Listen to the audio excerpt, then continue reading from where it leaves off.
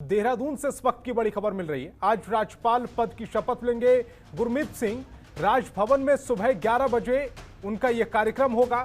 राजभवन सचिवालय ने शपथ ग्रहण की तैयारियां पूरी कर रखी हैं। गुरमीत सिंह को हाईकोर्ट के चीफ जस्टिस शपथ दिलाएंगे। मुख्यमंत्री पुष्कर सिंह धामी भी समारोह में शामिल होंगे। मंगलवार को देहरादून पहुंचने पर गुरमीत सिंह का सीएम धामी ने स्वागत किया था। कैबिनेट मंत्री गणेश जोशी भी इस दौरान वहां पर मौजूद थे। एयरपोर्ट पर कई नेताओं ने स्वागत किया था। आज सुबह 11 बजे राज्यपाल गुरमीत सिंह राजभवन में राज्यपाल पद की शपथ लेंगे। हाईकोर्ट के मुख्य न्यायाधीश राघवेंद्र सिंह चौहान उन्हें पद और गोपनीयता की शपथ दिलाएंगे। राजभवन की ओर से उनके शपथ ग्रहण समारोह की सभी तैयारियां पूरी कर ली गई हैं। आपको बता दें कि मंगलवार को लेफ्टिनेंट जनरल गुरमीत सिंह देहरादून पहुंचे, जहां जॉली ग्रांट एयरपोर्ट पर कैबिनेट मंत्री धन सिंह रावत, गणेश जोशी, स्वामी यतीश्वरानंद ने उनका पुष्पगुच्छ देकर स्वागत किया है।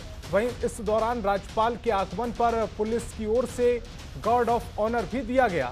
इस दौरान गढ़वाल कमिश्नर रविनाथ रमन, डीआईजी नीरू गर्ग, जिलाधिकारी देहरादून डॉक्टर आर राजेश कुमार और एसएसपी जन्मेजय खंडूरी भी वहां पर मौजूद रहे।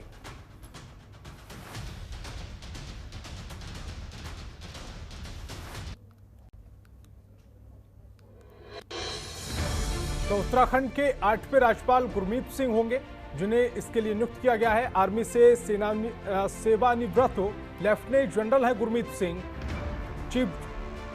Deputy chief of army staff भी रह चुके हैं गुरमीत। 4 दशकों तक सेना में तैनात रहे थे गुरमीत सिंह। फरवरी 2016 से सेना से रिटायर्ड हुए थे। आर्मी की 15वीं कोर के कमांडर के पद पर उन्होंने काम किया था। 7 बार चीन का दौरा कर चुके हैं जनरल सिंह।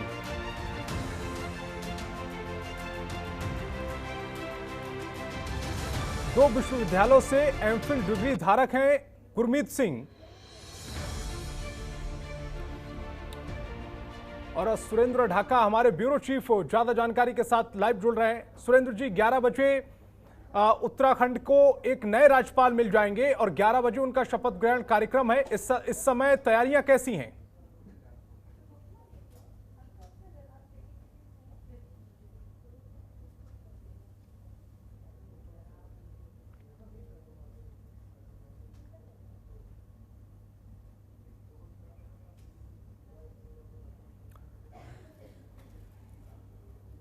सुरेंद्र जी की आवाज नहीं आ रही है, लेकिन हम आपको बता रहे हैं जनरल सिंह आखिर कौन है जिन्हें उत्तराखंड की कमान सौंपी गई है। 2 बार विश्वविद्यालय से एमफिल डिग्री धारक हैं गुरमीत सिंह। उत्तराखंड के 8वें राज्यपाल बने हैं गुरमीत सिंह और थोड़ी देर बाद उनका शपथ ग्रहण कार्यक्रम होगा।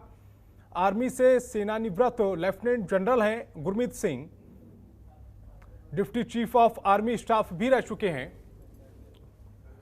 और सुरेंद्र ढाका जी हमारे ब्यूरो चीफ एक बार फिर हमें ज्वाइन कर रहे हैं। सुरेंद्र जी, गुरमीत सिंह का थोड़ी देर बाद शपथ ग्रहण कार्यक्रम होगा। इस कार्यक्रम को लेकर किस तरह की तैयारियां की गई हैं? देखिए संतोष, मैं आपको बता दूं सभी तैयारियां अब तक पूर्ण कर ली गई हैं। खुद मुख्यमंत्री अब से थोड़ी ही देर बाद मुख्यमंत्री राजभवन जाएंगे और वो नए राज्यपाल गुरमीत सिंह से मिलेंगे। गुरमीत सिंह का एक लंबा इतिहास है, एक लंबा उनका कैरियर रहा है सेना के लिए और सेना में उन्होंने ऐतिहासिक काम किया है। 2016 में जब से वो सेवानिवृत्त हुए हैं तब से भी लगातार वो अलग अलग तरह के काम कर रहे हैं। ऐसे में उत्तराखंड का राज्यपाल उन्हें बनाया गया है अचानक से बुलाकर, और जो बेबी रानी मौर्य हैं उन्हें अचानक से उनका इस्तीफा हो गया है। तो इसके भी कई मायने हैं।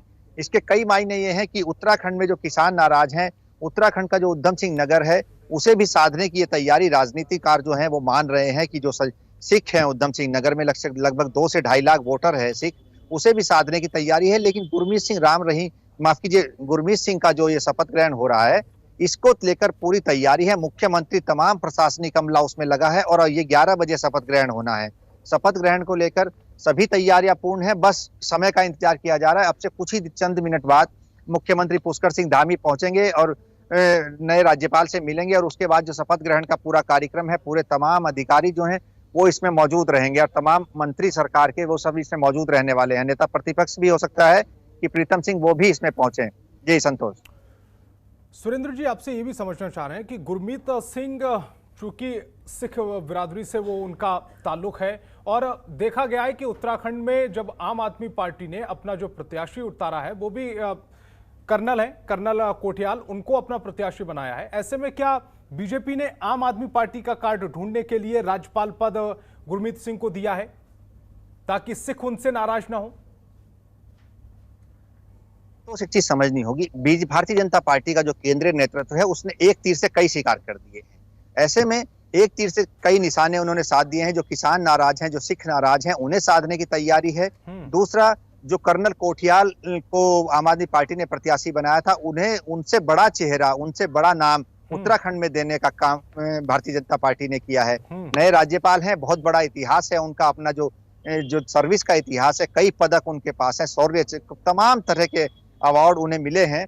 तो आप समझ सकते हैं एक तीर से कई निशाने साध दिए हैं। लेकिन जिस तरह किसानों की पृष्ठभूमि माना जाता है, जो तराई का इलाका है उत्तराखंड का, और सबसे ज्यादा किसान उधम सिंह नगर में से आते हैं और वो सिख हैं, और आप देख सकते हैं जो आंदोलन चल रहा है किसानों का, वो कितने लंबे समय से चल रहा है। और यही वजह है कि अब पूरी तरह इस आंदोलन को साधने की तैयारी और जो नाराजगी है उसे दूर करने की तैयारी भारतीय जनता पार्टी ने की है। कितना इम्पैक्ट होगा ये अलग बात है, लेकिन आम आदमी पार्टी को एक बड़ा झटका के रूप में इसे जरूर देखा जा रहा है कि जो रणनीतिकार हैं, जो राजनीतिक के जानकार हैं राजनीतिक मामलों के, वो कह रहे हैं कि बीजेपी ने ऐसा दांव चल दिया है कि जो आम आदमी पार्टी के लिए न निगलते बन रहा है, न उगलते बन रहा है। तो आप समझ सकते हैं आम आदमी पार्टी के लिए क्या स्थिति होगी। हालांकि आम आदमी पार्टी पूरी ताकत के साथ लगी है और अरविंद केजरीवाल खुद उत्तराखंड का दौरा करने वाले हैं। जी, इसमें एक बात और मैं जोड़ना चाहूंगा कि लगातार बीजेपी का फोकस रहा है, चाहे वो नए जो सीएम बने हैं उनके पिता भी सेना से थे और वो शहीद दिवस भी और शहीदों को लेकर भी तमाम तरह के बयान दे चुके हैं।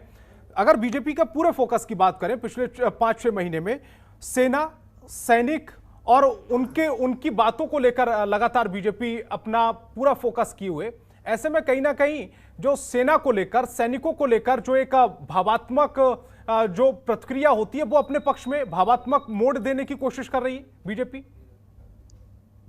जी बिल्कुल संतोष, देखिए उत्तराखंड जो है बेसिकली सैनिक प्रदेश माना जाता है। सैनिकों की संख्या बहुत ज्यादा है, लगभग अमूमन अगर आप देखेंगे तो हर घर में एक सैनिक आपको दिख जाएगा और शहीद भी दिख जाएंगे, शहीद परिवार हैं। तो उनकी समस्याओं को लेकर आपने देखा होगा, जब से पुष्कर सिंह धामी मुख्यमंत्री पद के संभाला है उन्होंने, तब से वो जो पूर्व सैनिक है उनकी समस्याओं का निदान करने में लगे हैं। ऐसे में एक सैनिक को लाना और सैनिक पृष्ठभूमि वाले प्रदेश में लाना तो बड़ी रणनीति है भारतीय जनता पार्टी की। और एक सैनिकों को ये संदेश देना कि हम सैनिकों का सम्मान कर रहे हैं, पूर्व सैनिक को लाकर एक जाहिर सी बात है, एक सेना के एक आदमी को राज्यपाल बनाया गया है। एक संदेश देने की भारतीय जनता पार्टी की तरफ से कोशिश है कि हम सैनिकों के साथ खड़े हैं और सैनिकों का हमसे ज्यादा सम्मान कोई नहीं कर सकता है। तो सैनिक प्रदेश, सैनिक राज्यपाल और सैनिक पृष्ठभूमि के मुख्यमंत्री, आप समझ सकते हैं कि कितना बड़ी रणनीति भारतीय जनता पार्टी ने 2022 की जो चुनाव है उसके लिए तैयार कर ली है। संतोष, साफ शब्दों में कहें सुरेंद्र जी, तो जो जनरल सिंह है उनको लाकर उन्होंने साफ तौर पर यह कर दिया कि जवान और किसान दोनों के साथ बीजेपी है और इसी के साथ वो आगे बढ़ने की कोशिश में लगी हुई है।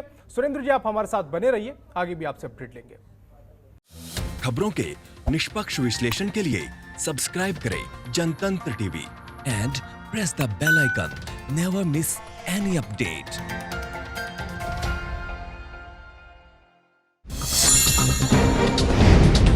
डाउनलोड कीजिए जनतंत्र टीवी ऐप को, जो कि अवेलेबल है गूगल प्ले और ऐप स्टोर पर। अधिक जानकारी के लिए अभी डाउनलोड करें।